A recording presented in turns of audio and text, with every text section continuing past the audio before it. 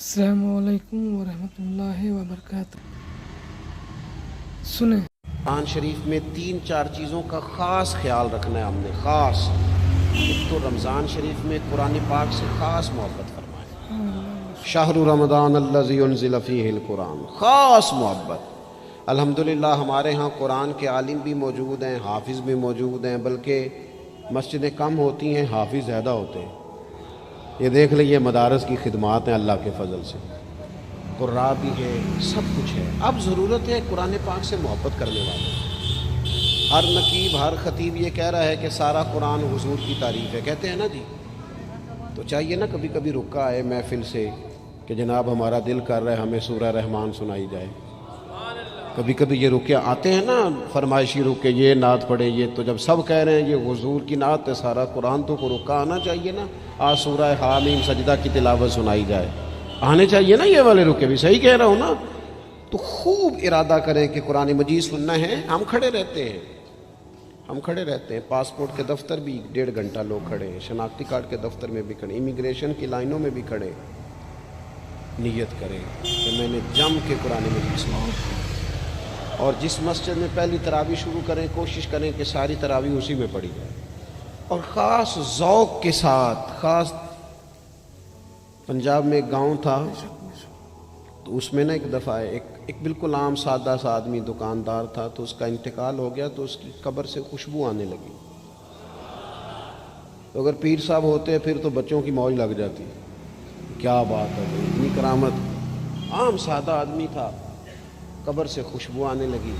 लोग पहुंच गए, मालूमात की, घर तक गए, कहा कोई मतलब ठीक है दाढ़ी शरीफ थी, नमाजी था, लेकिन कोई ऐसी ख़ास चीज़ हमने नहीं देखी। तो उसके घर वाले बताने लगे कि ना कुरान मजीद नहीं पढ़ा हुआ था, बूढ़ा आदमी था, लेकिन कुरान मजीद से इश्क करता था। कई कई घंटे कुरान मजीद को वज़ू करके अपने पास रखता और फिर उंगलियां चलाता और कहता मेरे मालिक ने मेरे लिए जो भी फरमाया हक और सच ही फरमाया। उसे चूमता, प्यार करता। अल्लाह ने ये एजाज़ दिया कि अगर इंतकाल हुआ तो कब्र की मिट्टी से भी खुशबू आनी शुरू हो गई। खुदारा कुरान पाक से प्यार करें, खूब ज़ौक़ बनाएं कि हमने कुरान मजीद को सुनना है। दूसरी मेरी गुजारिश ये है आप हज़रात से कि सहरी में उठना तो है ही, सौदा लेने के लिए भी जाना है। हमारे यहाँ दही दूध के लिए भी लोग सुबह सुबह जाते हैं। तो ऐसा ना करें कि थोड़ा 10 मिनट और जल्दी उठ जाएं और पूरा रमज़ान तहज्जुद की नमाज़ पढ़ें। बड़ी पसंद है नबी करीम को तहज्जुद की नमाज। सुबह अगर 2 रखते नसीब हो जाएं तो नबी करीम अलैहिस्सलाम ने फरमाया जब जवान आदमी तहज्जुद के लिए खड़ा होता है तो अल्लाह फरिश्तों के सामने फ़ख्र फरमाता है। ये ज़रूर आदत बनाएं। सुबह जिन लोगों को चंद नफल नसीब हो जाएं और फिर वो दुआ मांगे, एक तो रमज़ान फिर तहज्जुद का टाइम, इस ज़ौक़। और तीसरी गुजारिश मेरी ये है, गरीब आदमी जो होता है वो समझदार नहीं होता, क्योंकि अक्लमंद होने के लिए तो पैसे होना भी तो ज़रूरी है ना। मैंने देखा है कि बिल्कुल अनपढ़ आदमी हो लेकिन सेठ हो ना, तो बड़े बड़े सियाने लोगों को नसीहतें कर रहा होता है और उसकी सुनी भी जा रही होती। मेरी गुर्बत ने किया मुझको ज़माने में बदनाम, तेरी दौलत ने तेरे ऐब छुपा रखे।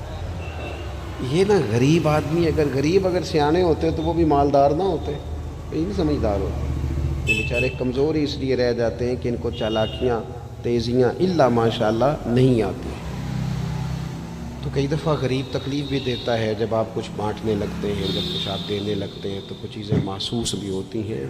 बंदा देख कर खैरात न करें, अल्लाह की रज़ा देख कर करें। हमें सही हदीस में उस शख्स का तज़किरा भी मिलता है जिसने आके ना महबूब की चद्दर को खींचा था, ये बुखारी में, और गर्दन मुबारक पे निशान पड़ गया था। उसने कहा मैं कुछ लेने आया हूँ, चद्दर को खींचा, तकलीफ़ हुई बज़ाहिर, लेकिन महबूब ने फिर भी जब अता किया तो मुस्कुरा के ही अता किया। गरीब आदमी तकलीफ़ में है, महंगाई ने आजमाइश पैदा कर दी। थोड़े से अमीर लोग अगर अपने अखराजात में कमी लाएं, अगर जो ईद पर 6 जोड़े बनवाता है वो 2-4 से गुजारा कर ले, थोड़ा सा اپنے اخراجات کو کم کر کے صرف اپنے رشتہ داروں میں اپنے دائیں بائیں تھوڑی سی توجہ کریں. اور ایک بات کا ضرور خیال فرمائیں، پردہ پوشی بہت بڑا حسن ہے، بہت بڑی خوبصورتی ہے. اگر یہ صدقات اور خیرات اور رمضان میں جو مساوات کا مہینہ ہے، اس میں اگر تھوڑی سی نا پردے کے ساتھ، امام ابو نعیم نے لکھا ہے کہ 100 گھر تھا مدینہ شریف میں، 100 تھوڑی سی آبادی ہوتی تھی، 100 گھر کتنا زیادہ ہوگا.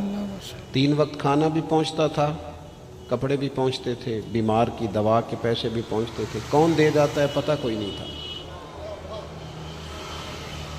پھر اچانک سب کے گھر کھانا آنا بند ہوا تو لوگ پریشان ہوئے، ایک دوسرے سے پوچھنے لگے تیرے گھر کب سے نہیں آیا؟ کہا 18 محرم سے. تیرے گھر کب سے نہیں آیا؟ اسی شام سے. تیرے گھر 18 سے. اب جب سب متفق ہوئے تو پتہ چلا کہ 18 محرم کو امام زین العابدین کا انتقال ہوا. 100 گھروں میں کھانا جاتا تھا پر پتہ نہیں تھا دے کون جاتا ہے. کچھ تھوڑا سا نا، کچھ خبریں ایسی ہیں جو حضرت عمر بن عبدالعزیز صبح اپنے خادم کو نا ایک سارے دن کے کاموں کی لسٹ دیا کرتے تھے. تو ایک دن لسٹ دی تو وہ چاہیے تو یہ تھا نا کہ اس پہ لکھا ہوتا تھا کہ 11 بجے محکمہ تعلیم والوں کو بلانا، ظہر کے بعد دفاع والوں کو بلانا، شام کو صحت والوں کو بلا لینا. وہ لسٹ جو دی تھی اس پہ لکھا تھا کہ کل 5000 درود پاک کم رہ گیا تھا، آج زیادہ پڑھنا ہے. وہ فلاں بیوہ کے گھر میں راشن پہنچانا ہے. وہ 2-3 لائنیں ابھی پڑھی تھیں کہ وہ حضرت نے چھین لی، فرمایا یہ تو میری ذاتی ہے. تو مشیر کہنے لگا حضور یہ کب کرتے ہیں؟ کبھی بتایا نہیں. تو آپ فرمانے لگے کچھ پیسے چھپا کے رکھے ہوتے ہیں لوگوں نے کہ مشکل پڑ گئی تو کام آئیں گے. میں نے بھی کچھ نیکیاں سب سے چھپائی ہیں، قیامت میں مشکل پڑ گئی تو اللہ کے کرم سے میرے کام آ جائیں گے.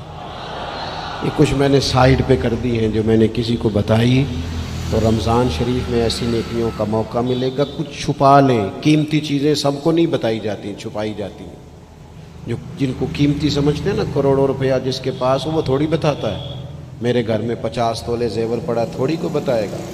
تو قیمتی چیزیں بتائی نہیں جاتی، چھپائی جاتی ہیں. اپنی نیکیوں کو قیمتی بنائیں، ان کو چھپائیں. اللہ کے حضور دعا کرتا ہوں.